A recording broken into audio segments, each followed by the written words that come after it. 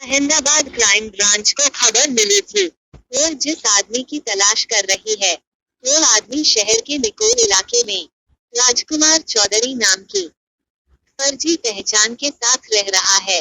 Crime branch ने जाल बिछाकर राजकुमार चौधरी को गिरफ्तार किया, तो उसकी गिरफ्तारी से 17 साल पुराना एक बड़ा राज खुल गया।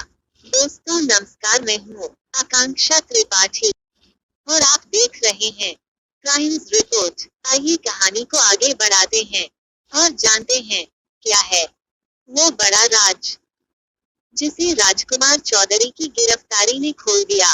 दोस्तों कहानी को आगे बढ़ाने से पहले आप सभी से गुजारिश है, वीडियो को लाइक और चैनल को सब्सक्राइब करना ना भूलें। दोस्तों राजकुमार की गिरफ्तारी से खुला एक ऐसा राज जिसके तार उत्तर प्रदेश के आगरा से जुड़े हुए थे। तारीख थी 31 जुलाई 2006। आगरा पुलिस को खबर मिलती है लाल किले के पास कार का एक्सीडेंट हुआ है। आगरा पुलिस दुर्घटना स्थल पर पहुंचती है तो देखती है बिजली के खंभे से एक कार टकराई है। टक्कर के बाद कार में आग लग जाती है और कार में बैठा व्यक्ति अंदर ही जलकर मर जाता है। आगरा पुलिस केस दर्ज करती है, गाड़ी के नंबर से कार के मालिक का पता लगाती है, उसके घर दुर्घटना की खबर देती है। पुलिस को पता चलता है एक्सीडेंट में जिसकी मौत हुई है वो नोएडा के दनकौर में भट्टा पारसौल का रहने वाला है। पुलिस कागजी कार्रवाई पूरी करने के बाद लाश मृतक के परिजनों को सौंप देती है। परिजन अपने गांव आकर लाश का अंतिम संस्कार कर देते हैं। कार एक्सीडेंट में जिसकी मौत हुई उसका नाम था अनिल चौधरी, उम्र लगभग 20 साल। अनिल के नाम पर भारतीय जीवन बीमा निगम की 20 लाख रुपए की एक पॉलिसी थी। इस पॉलिसी में एक कंडीशन थी, अगर पॉलिसी लेने वाले की मौत किसी एक्सीडेंट में होती है तो उसे बीमा राशि की 4 गुना रकम मिलेगी। इसी कंडीशन के आधार पर एक्सीडेंट में अनिल की मौत के बाद इंश्योरेंस की रकम के तौर पर 80 लाख रुपए उसके पिता विजय पाल चौधरी को मिल जाते हैं। धीरे धीरे इस घटना को 17 साल बीत जाते हैं और तभी मामले में एक नया मोड़ आता है। अहमदाबाद क्राइम ब्रांच निकोल इलाके में जिस राजकुमार चौधरी को गिरफ्तार करती है, क्राइम ब्रांच की पूछताछ में वह भट्टा परसौल निवासी अनिल निकलता है जिसकी मौत आगरा में कार एक्सीडेंट में हो गई थी। अनिल से पूछताछ होती है तो सारी कहानी खुलकर सामने आ जाती है, जिससे एक दिल दहला देने वाली साजिश का खुलासा होता है। साजिश की शुरुआत होती है साल 2004 से, जब कपड़े का कारोबार करने वाले अनिल के पिता विजय पाल चौधरी कारोबार को बढ़ाना चाहते थे।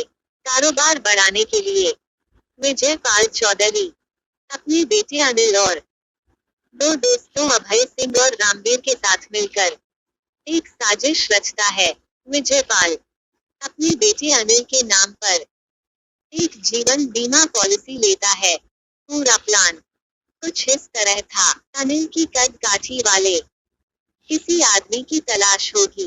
अनिल की जगह उसे मारकर इंश्योरेंस की रकम हासिल की जाएगी। इंश्योरेंस से हासिल रकम बड़ी दुकान खरीदने और कारोबार बढ़ाने में खर्च की जाएगी।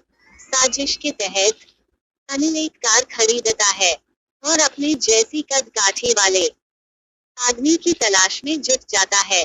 उसकी तलाश खत्म होती है यूपी के आगरा में पहुंचकर, जब उसे मानसिक रूप से विक्षिप्त एक भिखारी मिलता है। भिखारी की कद काठी बिल्कुल अनिल की तरह थी। अनिल उसे खाना खिलाने का लालच देकर अपनी गाड़ी में बिठाता है। खाने में नशीली दवा मिलाकर भिखारी को बेहोश कर देता है। इसके बाद हादसे की शक्ल देने के लिए गाड़ी को बिजली के खंभे से टकरा देता है। गाड़ी के ऊपर पेट्रोल छिड़ककर गाड़ी में आग लगा देता है।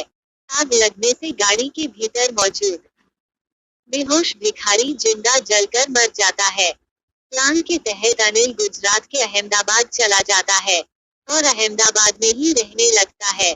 गाड़ी नंबर के आधार पर आगरा पुलिस अनिल के परिजनों से संपर्क करती है, तो विजयपाल चौधरी जिंदा जल चुके भिखारी को अपना बेटा अनिल बताता है।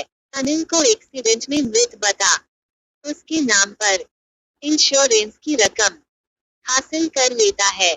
इंश्योरेंस की रकम से कपड़े की बड़ी दुकान बनाता है।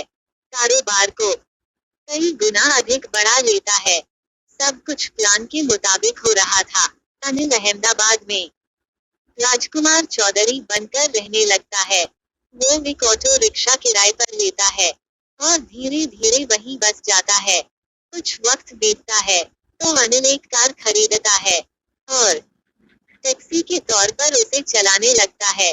साल 2014 में उसे पड़ोस में रहने वाली एक लड़की से प्यार होता है और अनिल उससे शादी कर लेता है। इधर इंश्योरेंस की रकम से विजयपाल का व्यापार आकाश की बुलंदियों पर पहुंच जाता है। उधर अनिल की नई जिंदगी शुरू हो जाती है।